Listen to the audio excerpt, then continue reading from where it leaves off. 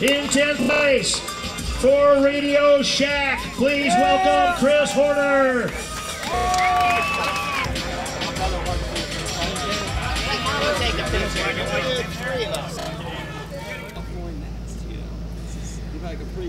Well, I don't plan on retiring anytime soon, so I'm not really looking at much more of the future other than which teams I'm riding for and what results I can grab between now and then.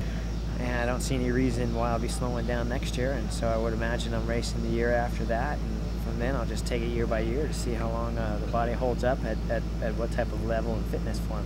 You're kind of known for your unconventional eating habits as far as cycling. Little bit. Yes, a little bit. Yes. Let's see. How many Chicago dogs have you had so far while here? And then, no Chicago dogs, but I have had a couple hamburgers already, yes. Oh, the hamburgers. Yes. What's your favorite style of the In-N-Out? In-N-Out, I just prefer the double. That's my double with onions, but that's my favorite. And In-N-Out's something special too because it's not everywhere. Yeah, I have two homes. My official home's Bend, Oregon, and of course I grew up in San Diego, so that's also my home, and I own a house in San Diego now too. So when my girlfriend and I leave Oregon and we go down to SoCal, then we always stop off at In-N-Out. It's like our little tradition of welcome home. So there's something special about In-N-Out between the rarity of it and then just the quality of how good it is. What are you planning on doing in the off season? Off season,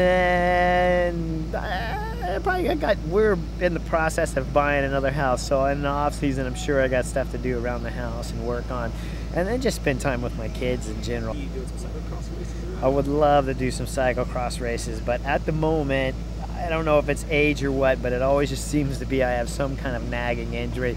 If I could ever get into the season without something already nagging me, then I'd love to do some cyclocross, but it seems like at my age there's always a little something that's tweaked or off that I need to just recover from and have some rest time. And the problem with cyclocross for me is that I go into it really fit, but I don't have any technical skills, and so I'm crashing at fast speeds.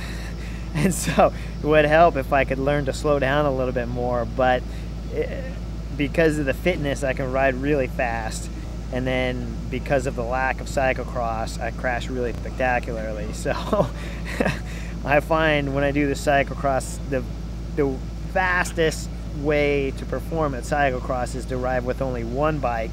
That way there I know that there's no chance of switching bikes, and then I ride it a little slower, which actually makes me a little faster because I don't crash. Yeah.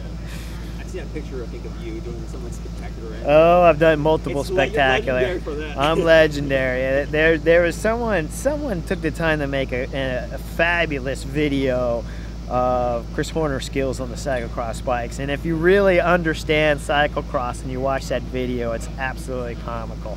But you have to understand cyclocross in order to get it. But it's a spectacular video. Whoever did it, props to you. It was spectacular. I want to comment on this or not. The disparity between the women's payout versus the men's. Well, first off, everybody wants to comment. Everybody asks that, and my reply is simple. The men's payout's not that spectacular either. Of course, we're at Elk Grove. It's the best in the U.S. right now. So that doesn't hold true when we're sitting here at Elk Grove. There's a complete difference. But normally, when you take a race like Tour of California, it's I think $15,000 to win or something like that. For 8-day stage race, it's maybe $3,000 or whatever it is to win a stage, maybe even only 2. And so when you compare it to other sports, I don't think it's really fair to say, oh, in cycling, women are paid so bad compared to the men. Everybody's paid bad. The men are paid bad, the women are paid bad, the women are just paid worse than the men are even. But is it unfair? Certainly the women need to get paid better, and I think the men need to get paid better too. The chapella. Okay. The chapella. I don't wear the chapella. It looks pretty goofy, but I love the hat, and I will frame it, and it will be someplace where I see it daily, because I have always wanted one of the chapellas, And that region in Spain is really a traditional region for cycling. It is enormous, the amount of respect that the people have up there of cycling. It's a lot like Belgium, easily matches the intensity and the quality of spectators that Belgium has, and one of the best in all of Europe. So to win in the Basque Country, it literally is a moment that I'll cherish forever, and especially to win against a rider such as Valverde, with how great of a rider he is, and against the quality field. I mean, the field that was there was the best in the world. That field there is the same that we just got done racing into the Tour de France. So to win there was a fabulous moment.